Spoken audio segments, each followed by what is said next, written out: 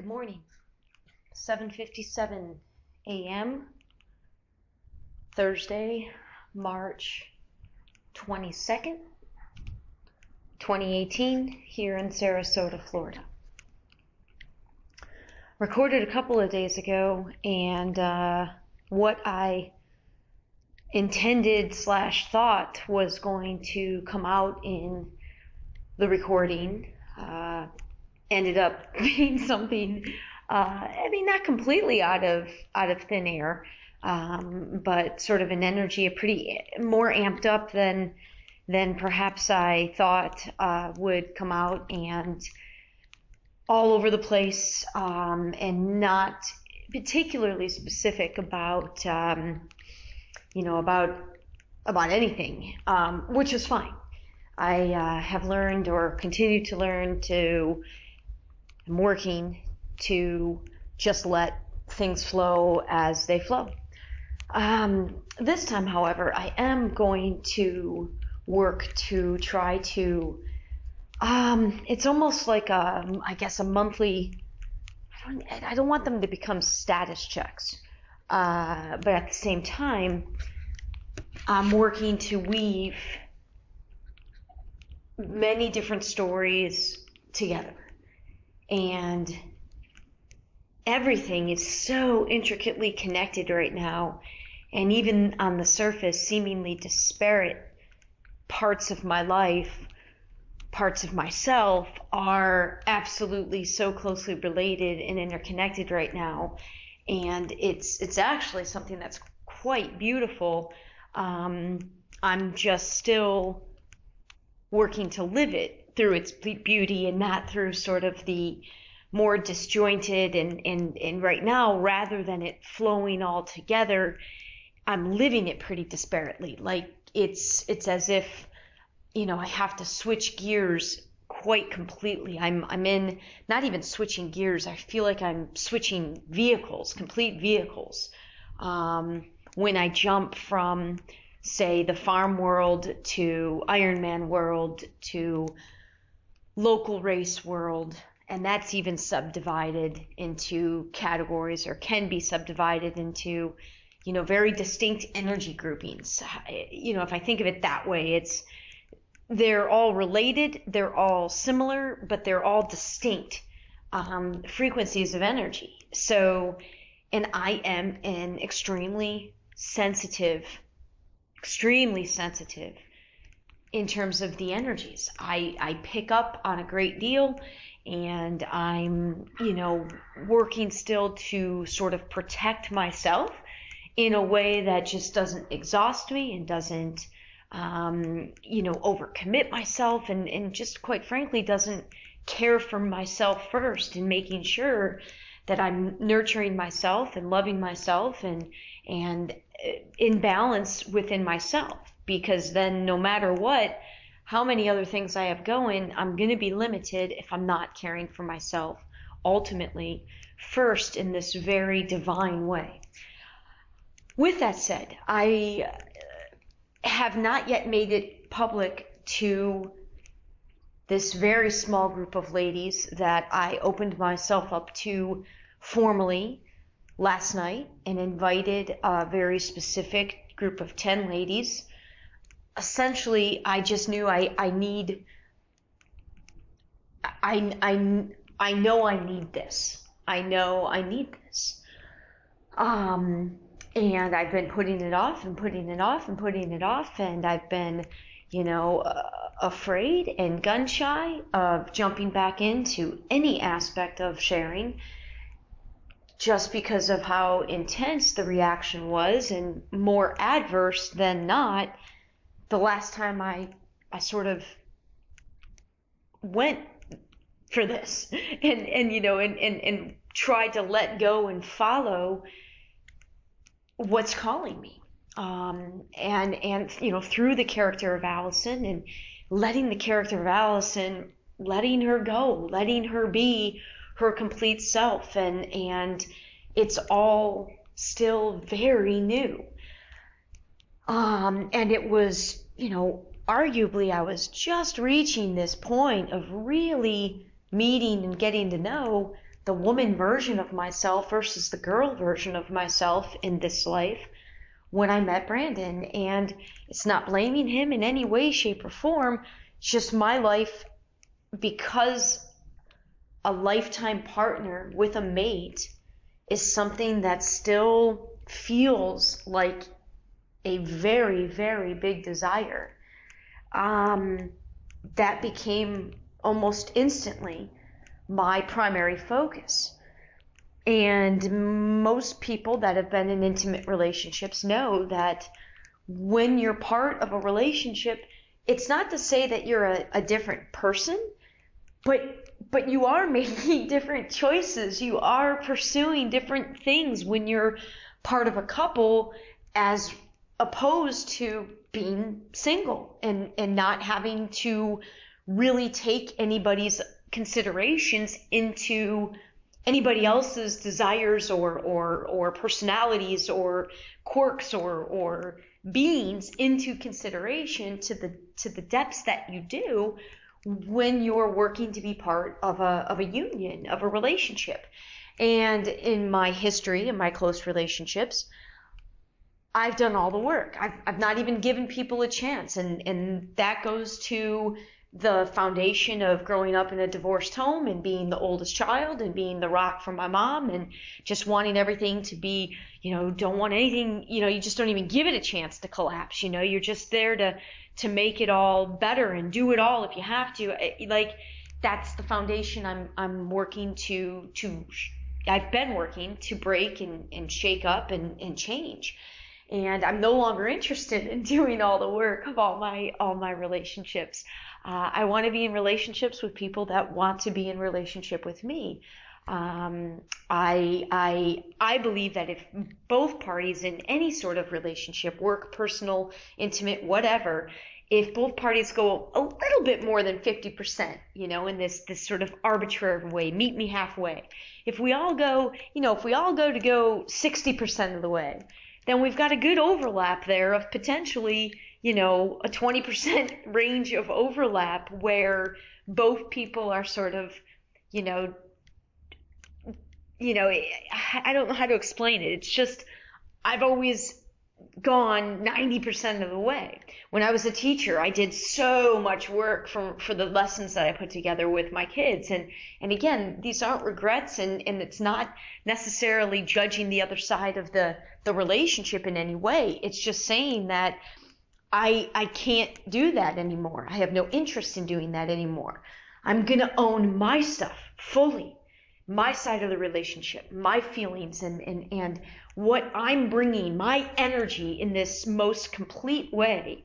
I'm owning that in a way that I've never owned it before. And I've always owned a huge part of me. But when you start talking about going to the depths of your soul and operating on the underlying assumption that our souls chose these lives, that's a game changer in 3D world, because in 3D world, we have got a pretty high level of victim mentality. And in that 3D world, from that limited perspective of this single life, I can certainly comprehend and understand, and I did play the role of a victim unknowingly for most of the time, but well into my 30s.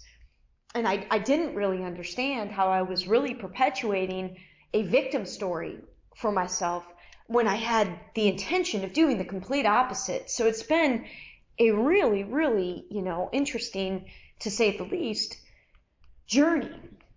And, when you awaken, and I know this, it's one of these like universal truths, I really believe. Like gravity, the truth of gravity in three-dimensional Earth world, I really believe that the cosmic, overlying universal truth with a capital T, you don't have to buy into it, you don't have to believe it, but our souls chose these journeys. Wherever we go before we incarnate into these bodies, wherever we go after we incarnate into these bodies, wherever we are before we incarnate into these bodies, that place, call it for lack of a better term, call it heaven. That is where the souls gather. I mean, there's, I think of Michael Newton's book, Journey of Souls. It's a fabulous, fabulous read into this sort of belief. Journey of Souls, case studies of life between lives. And when for me, I was introduced to the concept of soul planning in a book that I read as part of about 40 that I read in a 7-week period at the end of 2010 while I was home in Michigan, living there for an extended period of time for the first time in 2010 since I was 18 years old back in 1994. So the concept of soul planning was introduced to me through one of these books. And honestly, I kind of had it marinating within me for the better part of a year before I was like, shit, this is definitely true. This is definitely true. Oh my God. And it really, really changes everything because you then own your life in 3D world in a way, like I said, I took a ton of personal responsibility. I took responsibility for all kinds of shit that wasn't mine. Again, as a result of sort of a child growing up of divorce and you just don't know any better. But I know now that my soul chose that. And it's so weird because as a conscious person in 3D world who took and intended to own every bit of what was hers in this life, it couldn't even compare to when I really took full ownership of my life and the reality that I create every single day. When I took that to this next nth degree level of my soul chose this. So that means that even when I'm in this, by 3D standards, victim position, of which I absolutely, as a child, as somebody in my teenage years, was absolutely, positively in multiple different circumstances where being a victim, where I was a victim to some degree. And you have to own even those dynamics, experiences, events, relationships. You have to own that as my soul chose that. My soul chose that, meaning I'm not a victim of the 3D world. My soul chose to place me in this sort of circumstance to learn this particular lesson. So bringing it all the way back here. This is a time of multidimensional living. Many dimensions are open on the planet and accessible to people who want to believe, to people that are dialed into the frequency. Many dimensions are open right now at this time frame. Hang on, I gotta find Peanut. Peanut! Oh, there she is. Many different dimensions.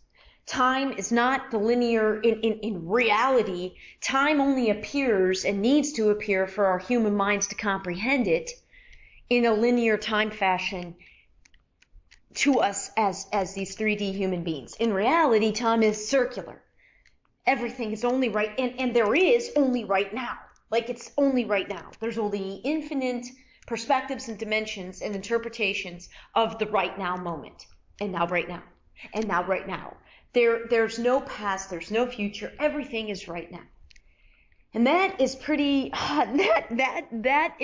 therein lies why those who are, say, and I have multiple people, a family kind of plagued with schizophrenia, very close in my world, in my farm world. And I definitely don't understand what we call that disease to any great extent, but I know the essence of it is essentially having many voices talk to you. And I've said all along, those that we label mentally ill in the 3D world actually are dialed into the greater truth. They're not the ones that are mentally ill. It's the world, this limited world, believing this is the be-all, end-all reality that is actually mentally ill. They're not actually ill. This is the ill. And that set aside, schizophrenia multiple personality disorder. These are a couple of the quote unquote diseases that we've got in 3D world that really kind of demonstrate the greater reality.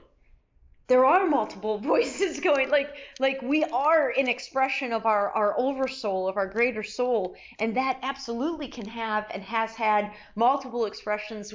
We may call it different lives and different time periods, and since there is only right now, in some way it is going on simultaneously.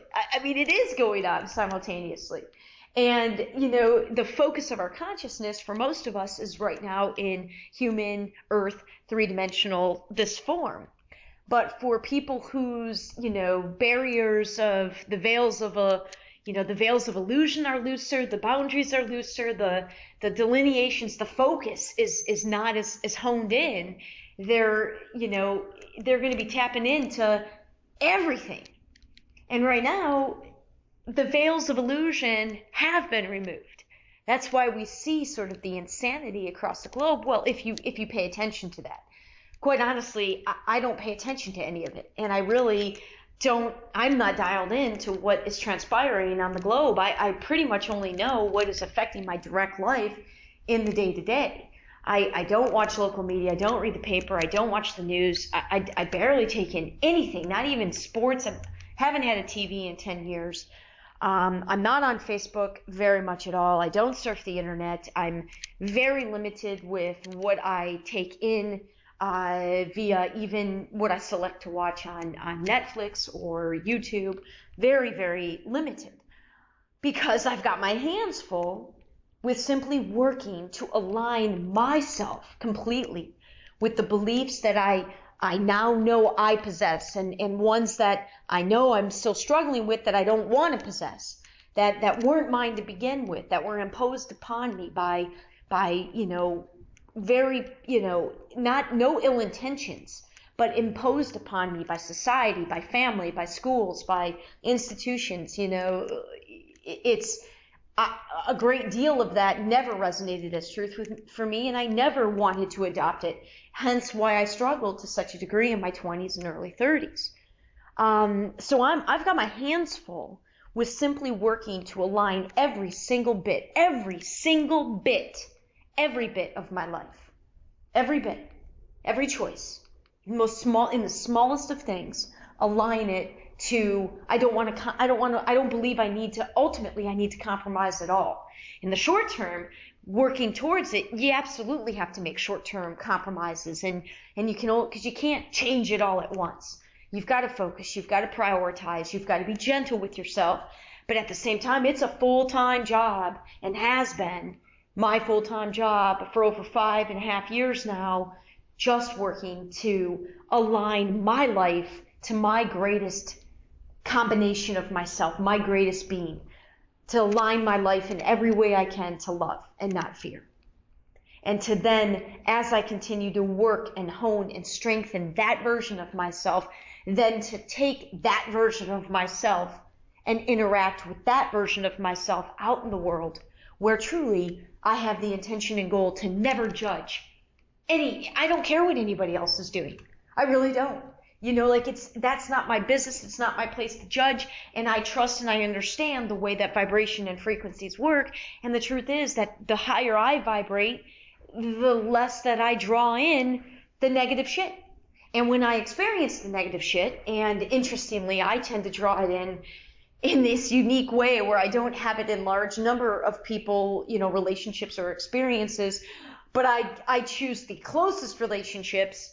I'm still have a foundational, sort of an unhealthy pattern, unhealthy to myself pattern established that I'm still healing through and becoming aware of, and quite honestly learning how to break from and condition myself away from.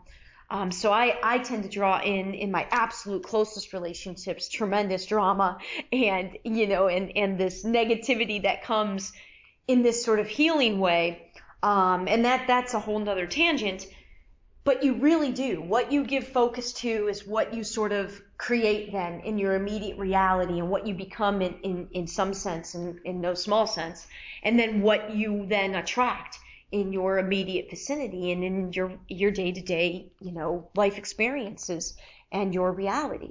And you just, you really don't experience the negative. And when you do, that that's happening because it's on some level, it's a vibrational frequency match to some aspect for yourself, for something that it's bringing something to the surface for you to investigate, to forgive, to let go of, and be grateful for it, and know that those things will always continue, but the frequency of those things will diminish as you really work to focus on love more than fear.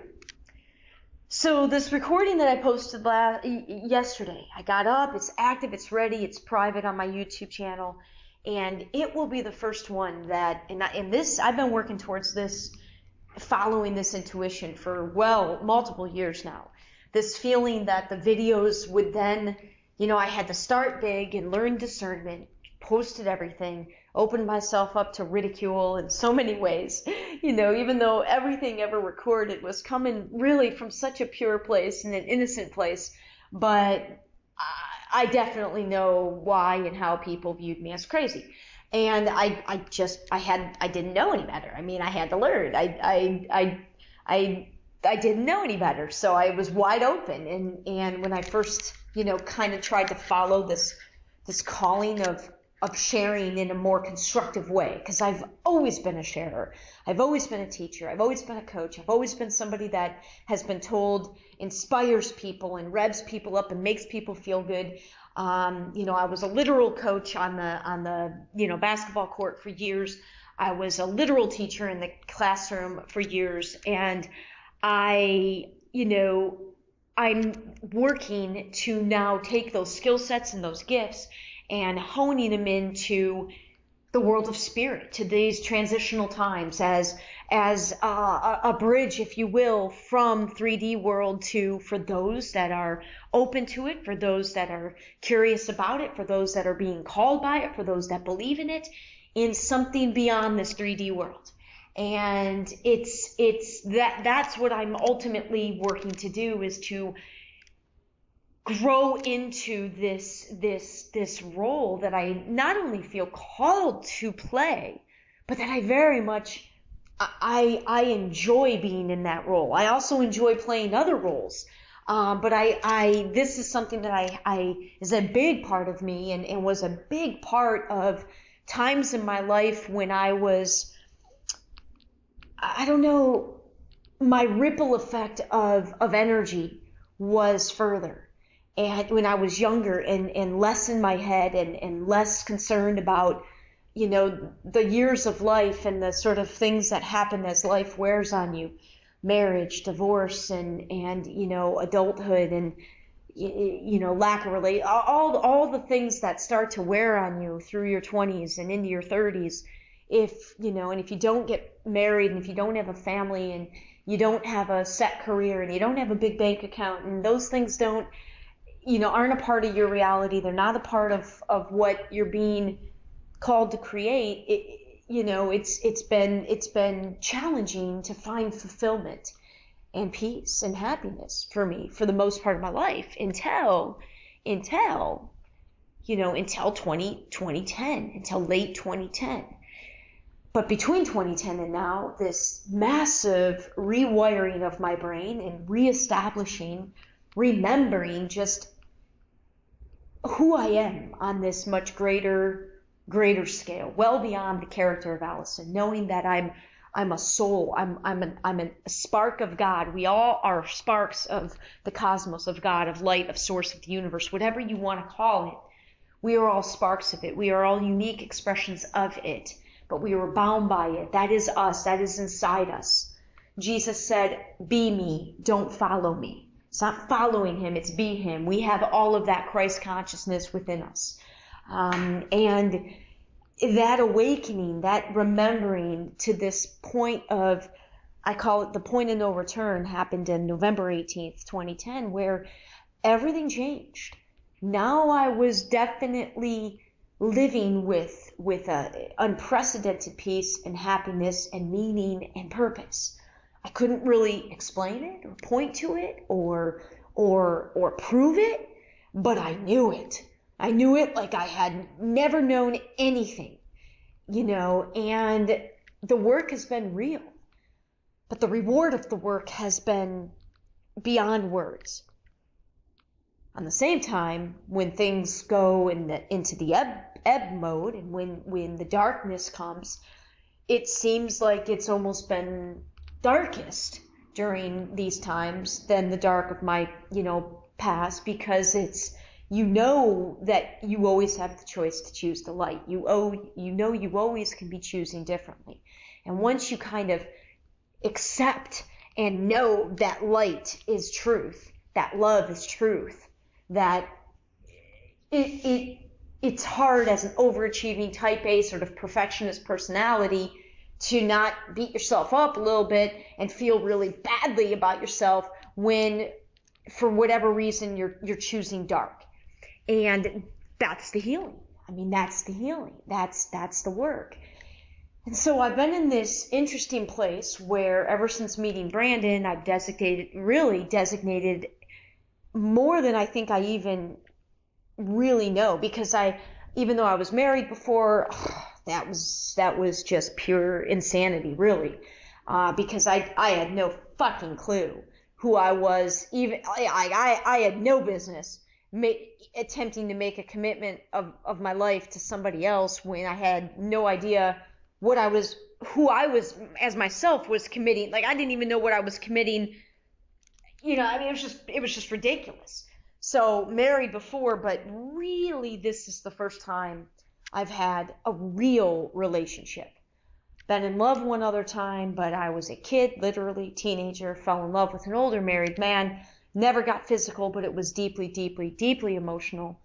It sort of was close and a big, big, big part of my life from age 13 to 14, really, to 14 to 19.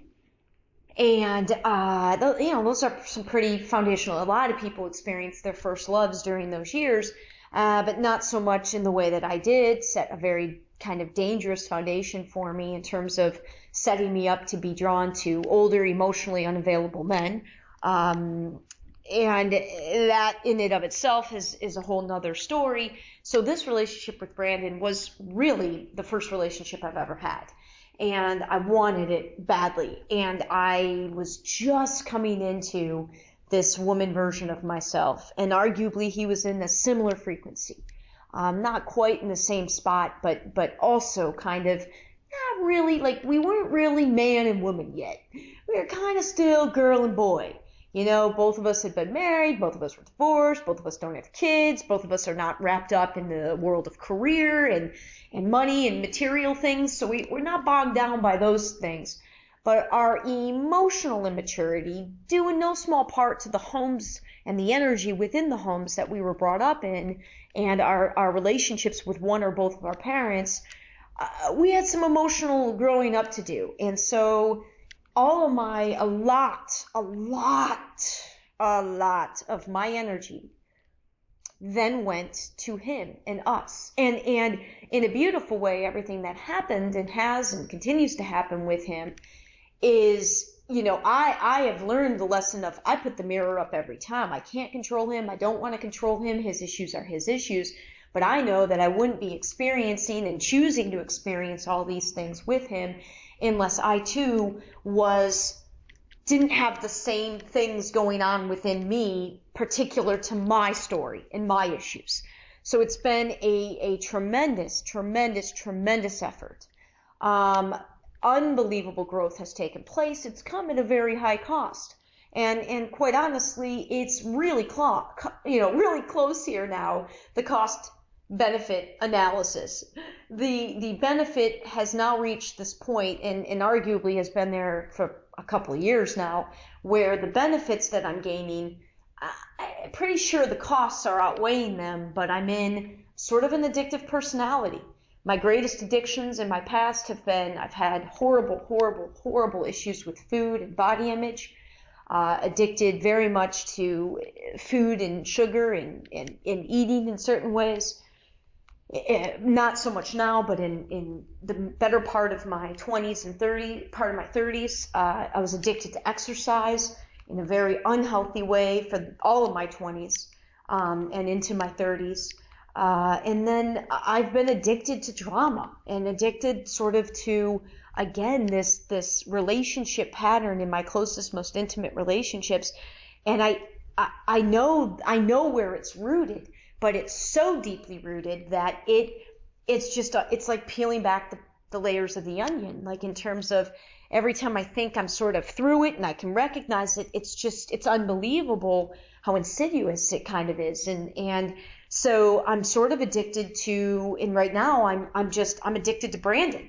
I'm addicted to this drama that we have, and we are not anywhere near close right now, which is great. And this is another segment for another time, but I've definitely been working to have us really separate. Like, you still got some big shit going on in your life, dude. You got to go focus on you, and I'm going to focus on me.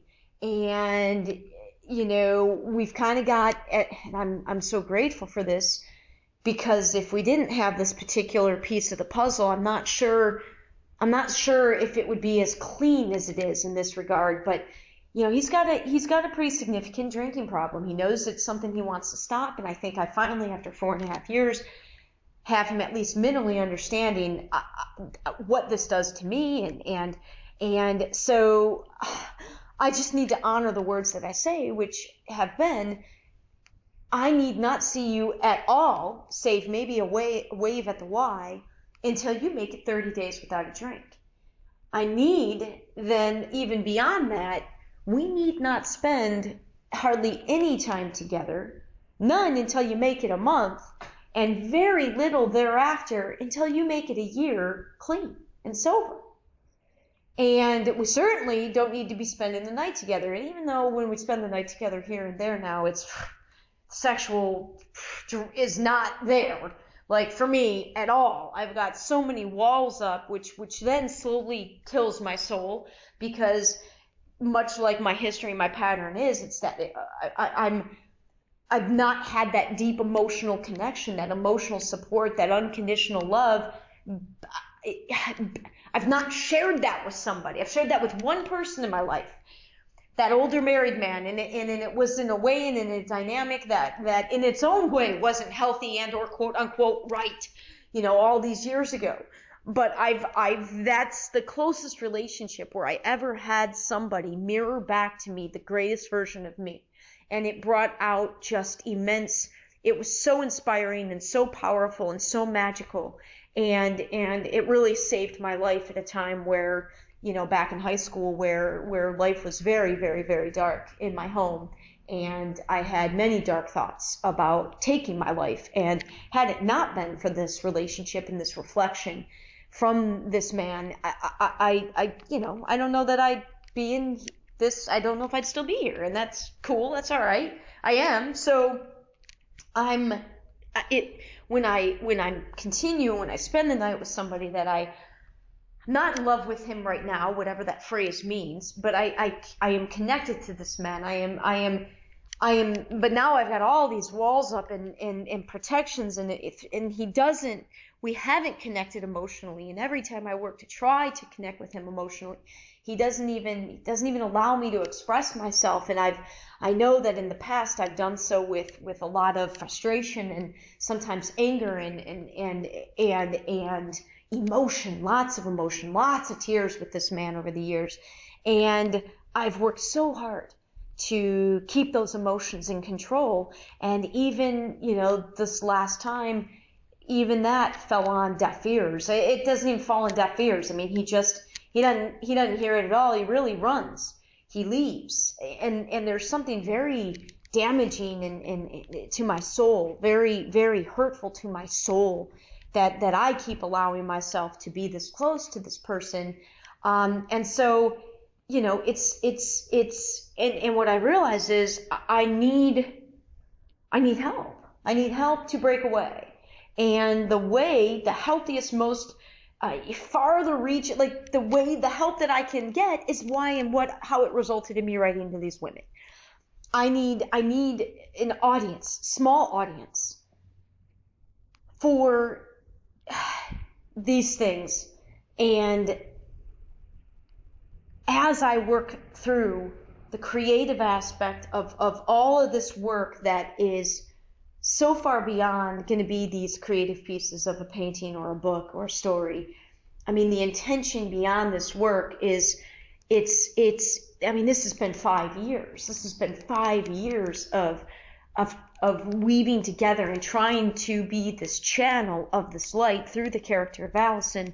And I, a lot of it has sort of been on hold in this big way as I faced the very real financial consequences of, my risky way of investing in this vision. Everything has happened for exactly big reasons and exactly as it needed to, and I'm very appreciative and grateful for it all. But I'm on the other side. I'm on the other side in crazy, miraculous, huge ways, and I'm having trouble extricating myself from two very, very big things. One, a relationship, and one, a particular job, that the benefit I'm gaining from them and have gained in the past is now being outweighed by the cost it's coming at. And I'm in these patterns, and there's reasons. I mean, there's very good, valid reasons why I'm having a hard time breaking away from Brandon. There are very good, valid, powerful reasons I'm having a hard time breaking away from Iron Man. And those are the things right now that I sense I need to work through. And in the working through of them, specifically a relationship and a work, I really sense other people can benefit. Most notably, since this is pertaining to a lot of masculine energy, Brandon has a lot of masculine energy that gets triggered when I come into my full power as my divine feminine goddess energy, which has a lot of masculine and a lot of feminine. It's got a lot of both. And when I come into that, he gets totally triggered and threatened, and it triggers he's tapped into a lot of his feminine, but he's on defense with his masculine. And we're the whole entire Iron Man world, not so much the people on the real ground floor, the trenches guys, but guys are guys, man. And it's, in my experience thus far, even the most enlightened of men still kind of fall way short from really being able to get it, what it's like going through life in a female body. And then if you throw into that going through life as a 5'0" female body, try to have big ideas, and when your work is not my work is my baby. In addition to my kitty cats and my work, they're my babies. And I don't have a family. That's not what I was called to do in this life. So I'm a worker, I'm a doer. And I have not been able to find the opportunities to fully be as capable as I am, and to put out into the world what I desire and am able to put out from this place of love within this masculine created systems of work and the companies that we work for. The majority is still masculine energy. Even if you've got more women involved in it, it's still masculine energy. And this first group of women, 8 of 10, are Iron Man women. They're badass. You don't land in that company. There might be a few that fall through the cracks somehow, that land in the company that aren't workhorses, that aren't, but it's one of the most, I love the people I work with. I really, really do. And what we collectively do and come together to produce each and every week, it's incredible. But I don't think I'm alone as a female feeling limited. Arguably feeling extremely limited. And I don't need to change Iron Man. I'm not interested in changing Iron Man. I'm interested in getting through, but I don't have a similar opportunity, sadly, that offers me that kind of money to do the work of, I can't walk away from it that easily. Yet, I'm likely that is what I'm going to have to do, is walk away. I am going to have to close that door for another one to open. That I won't attract the opportunities of earning pay for this work of my soul until I close the door on that one. But like I said, as I work through this, I'm not trying to change Iron Man. I'm not trying to change anybody. I'm just trying to be open, a little bit more vulnerable about what I'm experiencing, and a little bit more open, a little bit more vulnerable about some of my dreams and desires, and just for shits and giggles, put it out there to a few folks and see if there's some win-wins. One, it's going to help me sort through some things to have this audience, and two, who knows?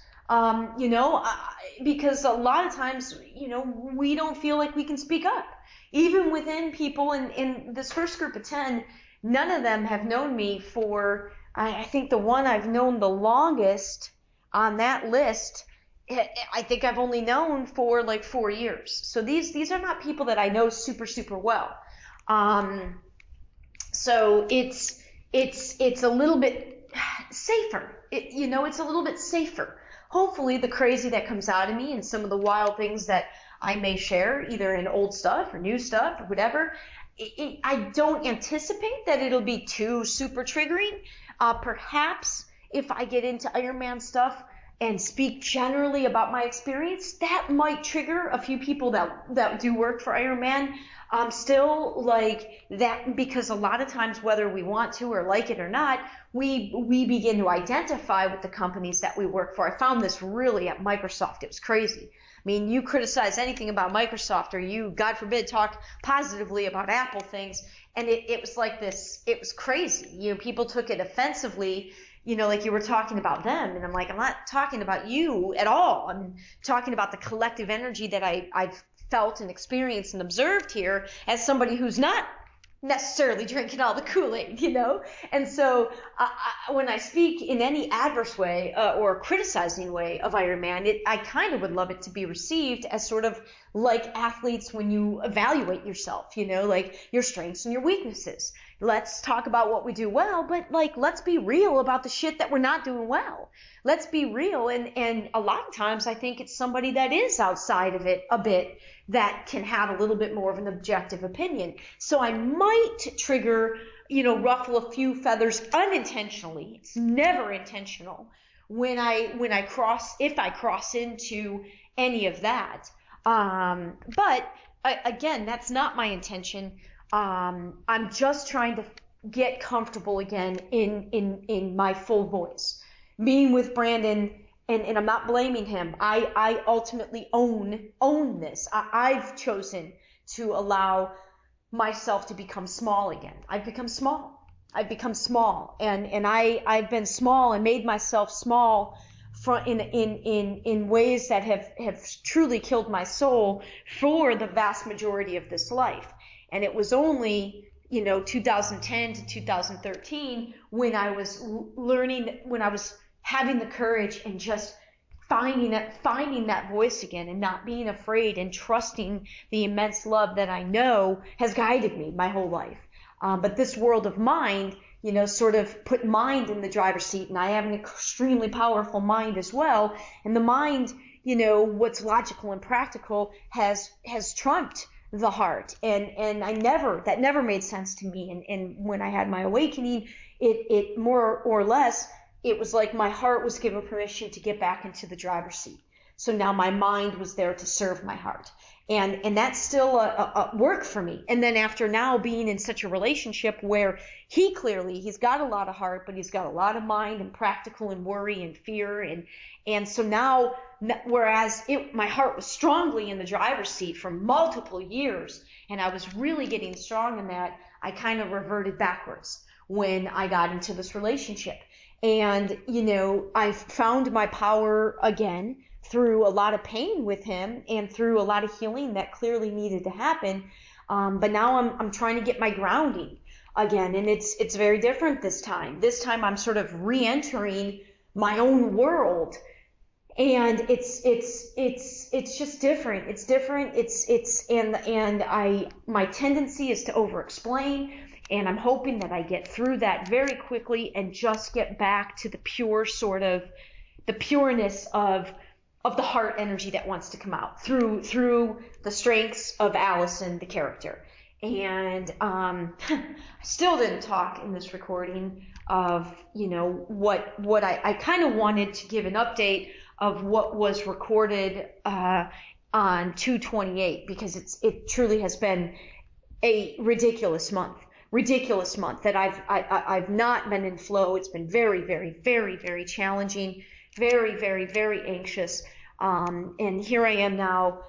I accepted a job in New Orleans this weekend. I can't believe I said yes. My inability to say no continues to cost me, you know, and I need to continue to work on learning to say no. And I'll be at my first Ironman in less than 2 weeks now, and I'm not at all in the place that I thought I was going to be in. That the thought that I intended when the season ended in November, due in no small part because of what's happened at the farm and my new role there. And I just I don't want this. Let's see, what are we at? We're at, oh God, 46 minutes. Holy crap, that's way longer than I wanted to go. So we're going to conclude this for now, and I guess I'll try again, you know, later or well, tomorrow I leave. So I'm just grateful. I've already heard from 3 of the 10 women, and I was hoping for 4. 4 was going to be the dream. If 4 of the 10 responded, I was going to be like head over heels, and already in less than 12 hours, in 10 hours time, I've heard from 3. Again, I don't want to be tied even to the positive responses, but they do matter. You know, people, these ladies being in my corner, you know, regardless of what comes out of me is going to be very powerful. And I don't know how long they'll be there, but once I get just a small number of people that are able to be in my corner and cheer for me, you know, like I feel like I do for almost everybody that I meet. And I am in my own corner as well, but it, you know, like this matters, and